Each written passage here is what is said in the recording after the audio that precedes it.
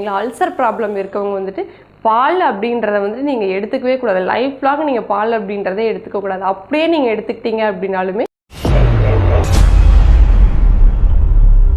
வயிற்று புண் எப்படி வருது, எதில் எப்படி நம்ம அதை சரி பண்ணுறது அப்படின்றது தான் சொல்ல போகிறோம்.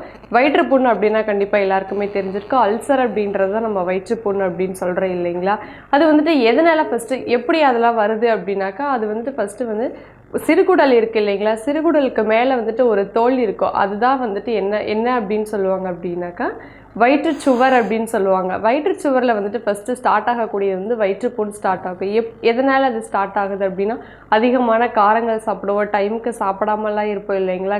மெயின் காரணம் வந்துட்டு நம்ம டைமுக்கு சாப்பாடு எடுத்துக்காதது. தென் வந்துட்டு வயிறை வந்துட்டு நம்ம காய விட்டுட்டே இருந்தோம் அப்படின்னா கண்டிப்பாக வந்துட்டு நம்மளுக்கு அல்சர் ப்ராப்ளம் எல்லாருக்குமே வரும் இல்லைங்களா. அதனால் வந்துட்டு நம்ம எப்படி ஃபர்ஸ்ட் ஆஃப் ஆல் நம்ம எப்படி இதெல்லாம் நம்ம முறைப்படியாக நம்ம கண்ட்ரோல் பண்ணணும் அப்படின்றதான் நம்ம இப்போ பார்க்க போகிறோம். தென் வந்துட்டு இந்தியாவில் வந்துட்டு அதிகமான மக்களுக்கு, அதாவது 9 மில்லியன் மக்களுக்கு வந்துட்டு இந்த அல்சரால் தான் ரொம்ப கஷ்டப்பட்டுட்டு இருக்காங்க. அல்சர் வந்துருச்சு அப்படின்னாலே கண்டிப்பாக யாராலையுமே இது லைஃப் லாங் இருக்கக்கூடிய ஒரு விஷயமா தான் எல்லாருமே நினச்சிட்டு இருக்காங்க இல்லைங்களா. அதனால வந்துட்டு நம்ம எப்படி எல்லாம் கண்ட்ரோல் பண்ணிக்கலாம் அப்படின்றதான் நம்ம இப்போ பார்க்க போகிறோம். அதனால வந்துட்டு இது வந்து அல்சர் வந்துட்டு எப்படி கண்ட்ரோல் பண்ணுறது, எப்படி நம்ம அவஸ்தைப்படுவாங்க அப்படின்னாக்கா, ஃபஸ்ட்டு வந்துட்டு மார்னிங்கு தென் வந்துட்டு நைட்டு தான் ரொம்ப கஷ்டப்படுவாங்க. அதாவது காலையில் வந்துட்டு ஏன் கஷ்டப்படுறாங்க அப்படின்னாக்கா, நைட்டில் வந்துட்டு நம்ம ரொம்ப நேரம் தூங்குறோம் இல்லைங்களா. நைட்டு தான் நம்மளுக்கு லாங் ஸ்லீப் கிடைக்கும். அதனால் வந்துட்டு நைட்டு நம்ம ரொம்ப நேரம் தூங்குறப்போ நம்மளுக்கு நைட் வந்துட்டு கொஞ்சம் சீக்கிரமாக சாப்பிடுவோம். ஒரு 8-9 மணிக்கு சாப்பிட்ருவோம் இல்லைங்களா. அதுக்கப்புறம் நம்ம தூங்கினோம் அப்படின்னாக்கா கிட்டத்தட்ட அதுலேயே 6-7 ஹவர்ஸ் ஆகிடும் இல்லைங்களா. அதனால் 7 ஹவர்ஸில் வந்துட்டு நம்மளுக்கு ஸ்டொமக் அதுக்கப்புறம் எம்டியாக தானே இருக்கும். நம்ம எழுந்த உடனே நமக்கு ஏதாவது சாப்பிடணும் அப்படின்னு நினைப்போம். ஆனால் நம்மள்கிட்ட எதுவுமே இருக்காது அப்படின்லாம் நிறைய பேர் நினச்சிட்டு இருப்பாங்க. கண்டிப்பாக எதுவுமே அப்படி இல்லை அப்படின்லாம் நீங்கள் நினச்சிட்டு இருக்கக்கூடாது. வீட்டில் வந்துட்டு நம்ம நைட்டு சமைச்ச சாப்பாடு இருந்தாலே போதும். டெய்லி வந்துட்டு எவ்ரி மார்னிங் வந்துட்டு நீங்கள் ரெஃப்ரெஷ் ஆனதுக்கப்புறம் அதில் இருக்கக்கூடிய அந்த தண்ணி மட்டும் நீங்கள் குடிச்சிங்க அப்படின்னாலே போதும். கண்டிப்பாக உங்களுக்கு வயிறு ப்ராப்ளம்ஸ், அதாவது அந்த நம்மளோட வயிறு வந்துட்டு குளிர்ச்சியாக எப்போவுமே வச்சுக்கணும். இல்லை அப்படின்னாலே கண்டிப்பாக அல்சர் வந்துட்டு லைஃப் லாங் இருந்துகிட்டே இருக்கும். அதே மாதிரி தான் நம்ம பர் டே வந்துட்டு நம்ம சாப்பிட்றது வந்துட்டு நைட்டு தான் நம்மளுக்கு அதனுடைய எஃபெக்ட்லாம் காட்டும் இல்லைங்களா.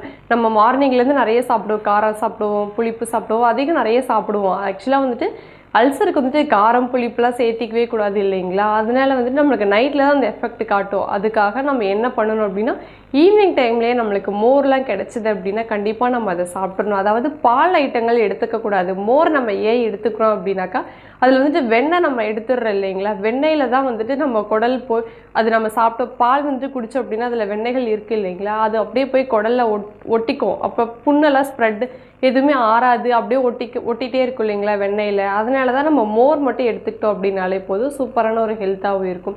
இதெல்லாம் எப்படிலாம் கஷ்டப்படுறாங்க அப்படின்னாக்கா, இதில் வயிறு எரிச்சல், தென் வந்துட்டு வயிற்று வலி, தென் வந்துட்டு ரத்த வாந்திகள்லாம் கண்டிப்பாக எல்லாருக்குமே நிறைய பேருக்கு வரும், நெஞ்செரிச்சல்லாம் வரும். ஸோ இவ்வளோ நம்ம ஏன் கஷ்டப்படணும், நம்ம இப்படிலாம் கஷ்டப்படுற அளவுக்கு நம்ம ஏன் இந்த அளவுக்கு நம்ம போகணும் அப்படின்னு நீங்கள் கேட்கலாம். நம்ம அந்தளவுக்கு நம்மளோட ஹெல்த்தை வந்துட்டு கண்ட்ரோலாக வச்சுக்கணும் அப்படின்றதுக்காக என்ன பண்ணணும் அப்படின்னா, ஃபர்ஸ்ட் ஆஃப் ஆல் வந்துட்டு டீ காஃபி அவாய்ட் பண்ணணும். டீ காஃபி அவாய்ட் பண்ணுறதுல டீ காஃபியில் என்ன இருக்குது அப்படின்னாக்கா, காஃபியில் வந்துட்டு கார்பைன் அப்படின்னு ஒரு அமிலம் இருக்குது. புண்ணை வந்துட்டு அரிக்கக்கூடிய ஒரு தன்மை தான் அதுக்கு இருக்குது காஃபியில். அந்த அமிலத்தை நம்ம எடுத்துக்கிட்டோம் அப்படின்னா கண்டிப்பாக நம்மளுக்கு அந்த புண் வந்துட்டு சரியாகவே ஆகாது. புண் வந்துட்டு இன்னும் இருக்க அதிகமாக தான் ஆகிட்டுருக்கு இல்லைங்களா. அதனால இந்த காஃபி, டீ, தென் வந்துட்டு சாக்லேட் ஐட்டம்ஸ், கூல்ட்ரிங்க், அந்த கொக்கோகோலா, இது மாதிரிலாம் கூல்ட்ரிங்க்ஸ் ஐட்டம்ஸ் எதுவுமே நம்ம எடுத்துக்காமல் ஹெல்த்தியான ஃபுட்டு எடுத்துக்கிட்டனாலே போதும். தென் வந்துட்டு நம்ம நிறைய இது மாதிரிலாம் அல்சர் ப்ராப்ளம்ஸ்லாம் இருக்குது இல்லைங்களா. அதுக்கப்புறம் வந்துட்டு காரமான உணவுகள், அதாவது பச்சை மிளகாலாம் நம்ம அதிகம் வந்துட்டு குழம்புகளுக்கெல்லாம் சேர்த்துப்போம். நிறைய பேர் வந்துட்டு இந்த பருப்பு சாம்பாருக்கே பச்சை மிளகாலாம் யூஸ் பண்ணுறாங்க இல்லைங்களா. ஸோ அதனால் வந்துட்டு பச்சை மிளகா அப்படின்னு எடுத்துக்கிட்டோம் அப்படின்னாலே கண்டிப்பாக அது ரொம்ப காரமான ஒரு ஐட்டமும் கூட இல்லைங்களா. அதனால் பச்சை மிளகா அவாய்ட் பண்ணுறது ரொம்ப ரொம்ப நல்லது, ரொம்ப நல்ல விஷயம் ஒன்று கூட. நம்ம முடிஞ்ச வரைக்கும் வந்துட்டு வரமிளகாய் தூள், தென் வந்துட்டு மசாலாலாம் எதுவுமே அந்த ஐட்டமில் எதுவும் சேர்த்திக்காமல் நம்ம நார்மலாக இருக்கிறத வந்துட்டு, இப்போ நம்ம மசாலாவே வந்துட்டு இப்போ ஒரு நான்வெஜ் அப்படின்னு செய்கிறோம் அப்படின்னாக்கா, அதுக்கு வந்துட்டு நம்ம மசாலா பொடியெலாம், அந்த சிக்கன் மசாலா, மட்டன் மசாலா இதெல்லாம் நிறைய நம்ம ஆட் பண்ணிக்கோ இல்லைங்களா. ஸோ அது மாதிரிலாம் நம்ம பண்ணாமல் நம்ம வீட்டில் இருக்கக்கூடியதே வந்துட்டு மிளகா, அந்த நிறைய இருக்குது, இதுக்கெலாம் ஐட்டம்ஸ்லாம் நிறைய இருக்குது. என்னென்ன அப்படின்னாக்கா, உளுந்து, கடலைக்கொட்டை இதெல்லாம் நம்ம வறுத்து அரைச்சி நம்ம இதுக்கு நம்ம நான்வெஜ்ஜுக்கெலாம் போட்டுக்கிட்டோம் அப்படின்னாலே கொஞ்சம் சூப்பராக இருக்குது. நிறைய பேர் வந்துட்டு நான்வெஜ்ஜுக்கும் பச்சை மிளகாலாம் போடுறாங்க இல்லைங்களா. அதனால் அதுக்குமே நம்மலாம் போடாமல் இப்படியே செஞ்சோம் அப்படின்னால கொஞ்சம் சூப்பரான ஒரு இது டிப்ஸாகவும் இருக்கும்.